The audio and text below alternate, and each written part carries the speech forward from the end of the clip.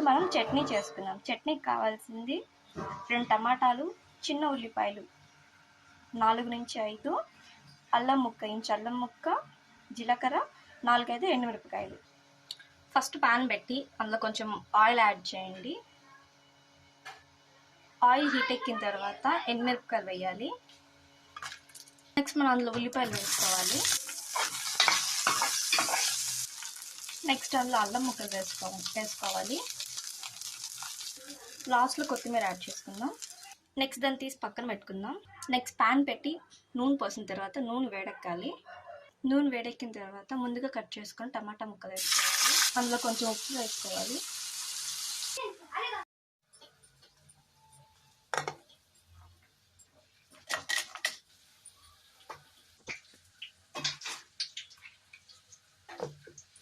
దాన్ని మొత్తం మిక్సీకి పట్టుకోవాలి.